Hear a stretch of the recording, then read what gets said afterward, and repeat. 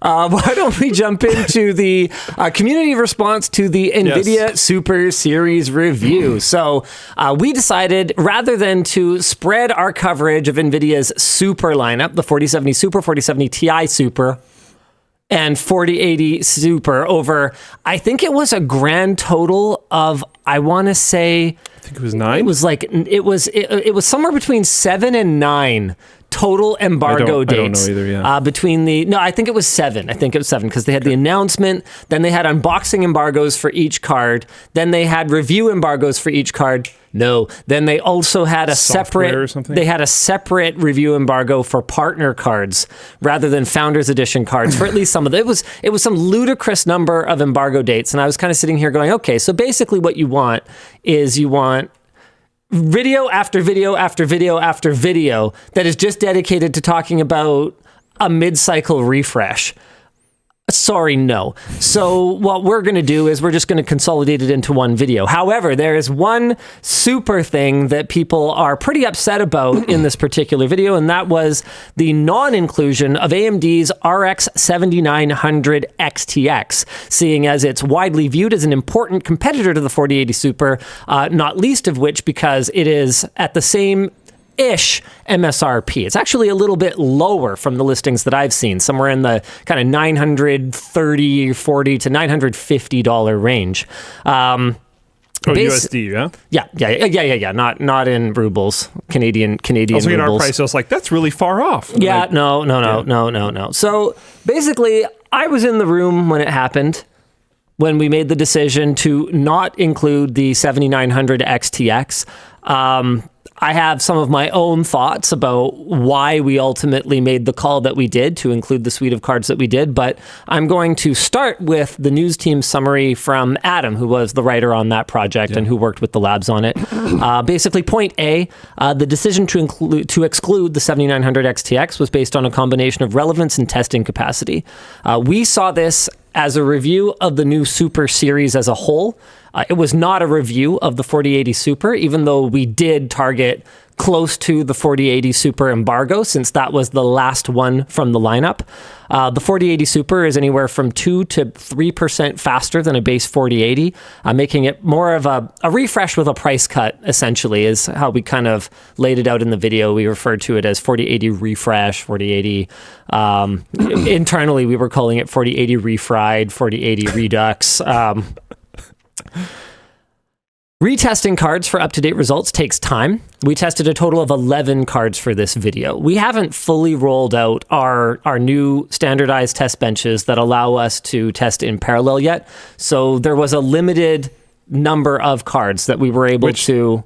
If you are interested in that, there's a video on that's awesome. Yeah. Where they test all the CPUs. Go back and check that out. We actually ended up adding a couple of cards that weren't in the original meeting, and there was one more spot where we kind of went, okay, can we test one more card? If so, what will it be? And the debate was between the 7700 XT and the 7900 XTX. And the decision was, okay, let's go with the 7700 XT. We don't want to cut the older cards. We've gotten really good feedback from people that it's really nice to have popular older cards. So we chose our previous generation cards based on what is still holding really strong in the Steam hardware survey. We didn't want to cut those because we've gotten really good feedback on them. And we figured that the 7700 XT would give additional context for the lower priced cards that would be relevant to the greater number of viewers. Obviously, not everyone agrees. Number two, is being selective about how many cards we retest in every video is an important consideration to avoid unnecessary stress and overtime. This is one of those funny things where it's always kind of damned if you do, damned if you don't, catch-22. If we test 35 cards, I'm going to be questioned on why we have so much crunch here. If we test 3 cards, I'm going to be questioned on why we're so lazy here. At the end of the day, there's always trade-offs, and we ultimately made the trade-off to go with the 7700 XT rather than the 7900 XTX. There's a lot of stuff going on in the tech world right now, and I got to be honest with you guys, this wasn't the most exciting one. Yeah. And, coming back to sort of my thoughts on it, first of all, we're going to address it. I think someone is doing some OT this weekend to test 7900 XTX. We're going to get those numbers added. But, the reality of it is looking at the percentage of people that are very upset about this versus the percentage of people who are actually buying a 7900 XTX. They're very, very different. And what it seems like to me is that this is one of those things where maybe video is just like not the right format. Like one of the challenges too is you can only include so many cards if you want to have averages, which do matter. Legible chart. And 1% lows, which in my mind are actually more important. If you want to have all of that in a 16 by 9 graph, it starts to get kind of illegible past a certain point. And I'm kind of looking at it going, man, maybe the solution is why exactly are we doing a review for a GPU anymore? I mean, we killed power supplies 10 years ago. We killed motherboards like 9 years ago as sort of, here's a product that merits a full LTT video. It didn't particularly perform better. No, it didn't particularly perform well at all, in spite of the fact that it was a ton of work. Like, man, let me tell you, the cards that we did test, guys, it was meticulous. We put so much flipping work into this stuff. And I'm sitting here going, if it's not about what you're actually going to buy, which is the feedback that I'm kind of hearing right now, and it's more about what you want to see it compared, right? Like you want to see, the green horse versus the red horse, which one ran the fastest. And that's fair enough. That's totally valid, but that doesn't need to be a video. And maybe the long-term solution is the lab's website. And we just basically go, okay, yeah, the card comes in, we test the stuffing out of it. And if it's actually interesting, then we make an LTT video and we put all the effort into all the different ways that we present the graphs, and so they're paced with the script and all the things that go into making an entertaining, dense video. I mean, I'm actually, other than that one miss, which I acknowledge 100%. Yeah, looking back at it, I flagged it. I was like, hey, we should probably have the 7900 XTX. And the argument that was made to me, as I recall, was, well, here's the thing. The 7900 XT has dropped in price so much that it actually makes a ton of sense now. And so by taking this end of things and just having the 4080 Super be there as a $1,000 card, I mean, to be clear, we never recommended spending $1,000 on a GPU at all. So just, having that thing sit there and be its thing, and then looking at anything that we actually think might be worth buying in more detail is the right approach. And I kind of went, okay, I mean, the enthusiast, I'm curious. I'd want to know, okay, how does the 7900 XTX stack up against the 4080 Super? It really is a fairly apples to apples comparison, but I accepted that reasoning, and I accepted the rest of the reasoning that's in our notes here today, and we ultimately didn't include it. Other than that, honestly, I think it's a great video. It's really short. One of our goals going into it was to spend absolutely zero time wasting the viewer's time. So from the moment this video starts, there we go. Viewer time wasted. There we go. Yeah, exactly. From the moment this video starts to the first performance graph is, sorry, it happened really fast, is 5 seconds. We wanted to get to the point right away. And then our next graph, where we basically start laying things out, here we go. We compare it to an older card, comes at about a minute, and then we get into actual results within about 80 seconds. So that was our goal. We spent a total of 13 minutes to go through this whole kind of sort of interesting launch. We talked about the changes in pricing. We talked about the changes in performance. And yeah, there's a card missing from the graphs, but... I found it. Oh, what'd you find? I found the card. So... Card located. Yeah, I can actually tell you about that. So noticing that, hey, maybe we should acknowledge this card. I think Gary actually ran some testing over the weekend, and then we added that table. But we didn't remake all of the graphs because we were like, okay, it's $1,000 GPU. how many people are actually buying this versus for most people actually shopping, how much of the information have we presented in this video. Swing and a miss. But overall, I still think this is a good direction. Reducing the amount of time that it takes to process these sort of uninteresting refreshes. And the main takeaway for me from this whole experience of that, man, do you remember when one Nvidia GPU was like millions of views and people were excited? And now a pile three of them. Nvidia GPUs. I saw one comment that really stood out to me. And it was, Linus, nothing personal. This isn't your fault, but I'm out. This is boring. These GPUs are boring. I don't care. And I think Nvidia feels the same way. Yeah. What's their stock up? Like 6 points today or something like that? I don't even know. I can look. Yeah, it has nothing to do with the RTX 40 series super launch. 5 points. I don't know. It's funny reading comments like this. I usually agree with Linus, but hard pass on this reasoning. What reasoning? I said it was a miss. What do you?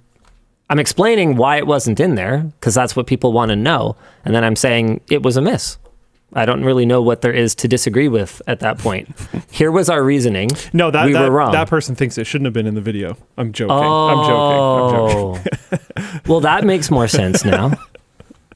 He's agreeing with the original decision. Yeah, I just think video just might not be the right format for this anymore, though. And I think it might depend on the card. Right, but what cards? Yeah. Name. Okay, like I bet you a 5000 series launch, even if the difference is this small, I bet you a 5000 series launch would kill. Here's the problem.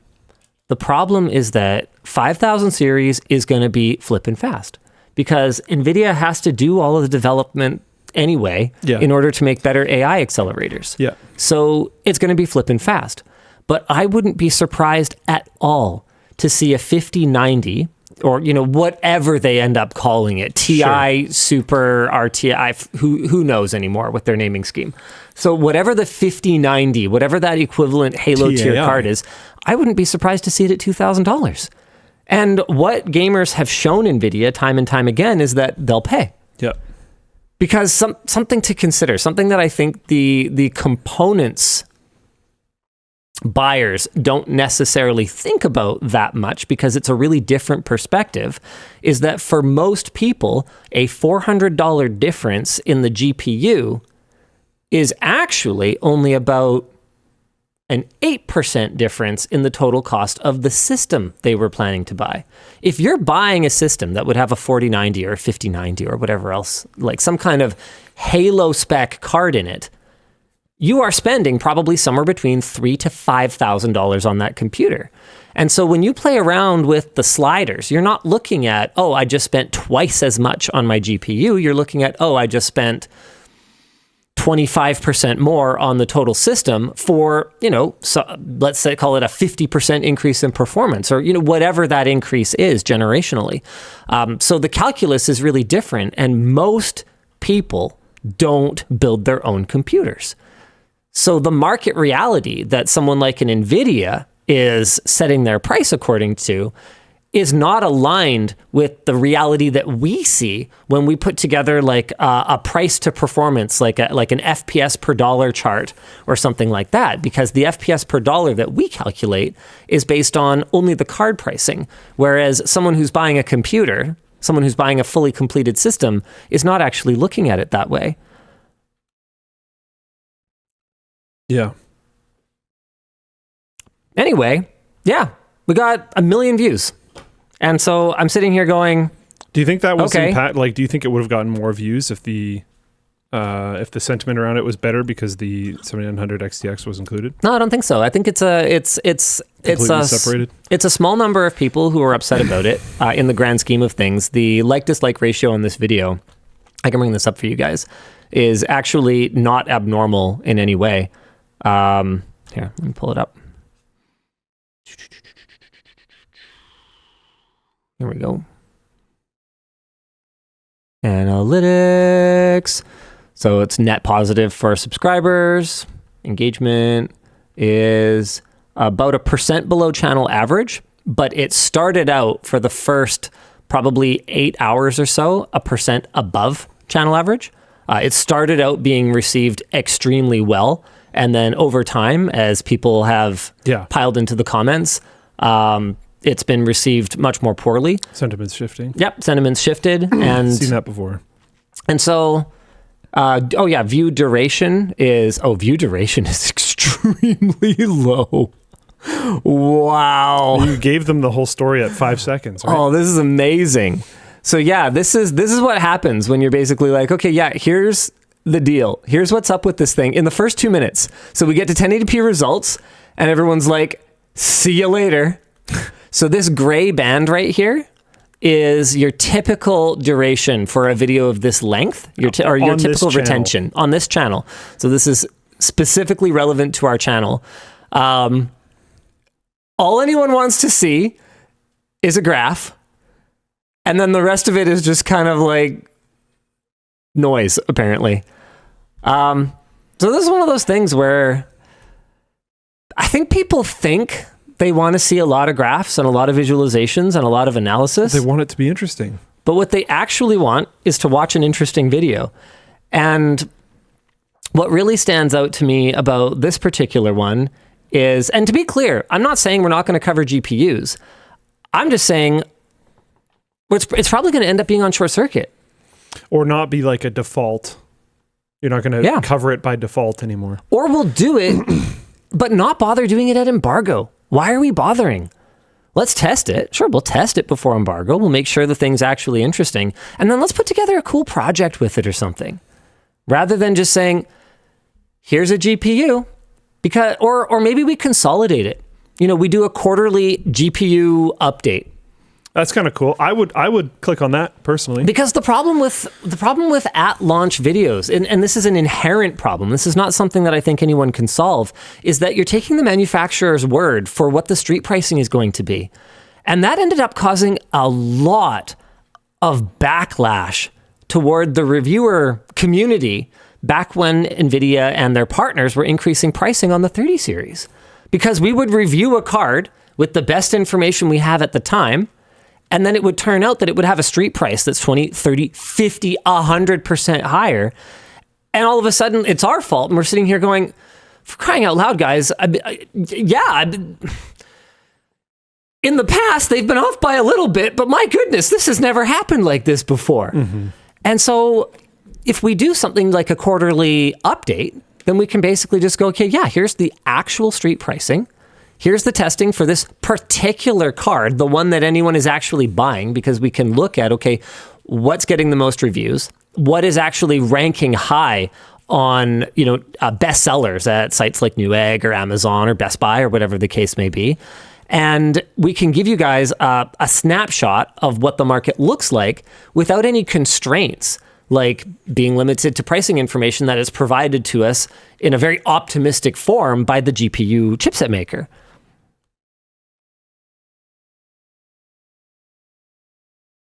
Yeah. Right. So the reason I had brought this up was because here, hold on. I'm just going to filter by, and to be clear, guys, views is not the be all and end all. It's not the only reason we make videos. We make videos because we think something's really cool, or we make it because we think this is something that's never been done before, or because we think it's something people really need to know. Occasionally, it's just because I'm really passionate about something. I want to talk about it.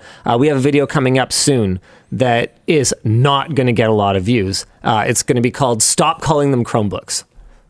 Oh. And it's basically, I don't know, video essay or kind of a chat about how I believe that Chromebooks are going to become laptops. We're not going to call them Chromebooks anymore. We're going to call them laptops because did you know that it is one checkbox now to just turn Chrome OS into I can install any Linux thing that I want? Well, I know, I had no idea. Yeah. So Chrome OS is Linux Chrome OS might be the with year a Team of the Fortress Linux 2 desktop. hat. So that's my thesis. How many people, I just speed ran how many people I can piss off. I know. Sorry. That's not going to get a ton of views. So my point is that it's not the only calculus, but it is something that we have to at least consider. We have people who it turns out, cannot pay in graphics cards and water bottles. They do need to be paid with money. And if we aren't making content that people, and the other thing is that if it's not getting views, well, that's an indication that it's something people don't want to watch. And so we should definitely be making videos people want to watch. And I mean, have a look at the other stuff we uploaded in the last little while. So for this graphics card, we get, this will end up probably in the 1.3, 1.4 range. It has a below average. So our average is around 97.5% for like-dislike ratio. Okay. So I did a tour of a building we bought, talking about how we're going to run LANs there. People flippin' love it. Way more viewership. We collab with someone cool like Medi, Electro Boom. That video was fun. People flippin' love it and watch the crap out of it. We come in on the weekend and just upgrade the network infrastructure above average. Even this dry as toast. Hey, here's 12 CPUs and we tested them. Yeah, it didn't get views, which we knew it wasn't going to, but we just thought it was really important. It's a sick video though. So let's see how far back we have to go to find something that people are just as apathetic about as NVIDIA's super launch. Let's keep going. Let's keep going. Let's keep going. I mean, here we go. No, even this sponsored video on ASUS's Zephyrus laptop refresh can't get that low. Let's keep going. And guys, no, I don't think that all this negativity just comes down to that people are actually that upset about one GPU that wasn't included. Here we go. Here it is. Frore Airjet, where we mangled that MacBook.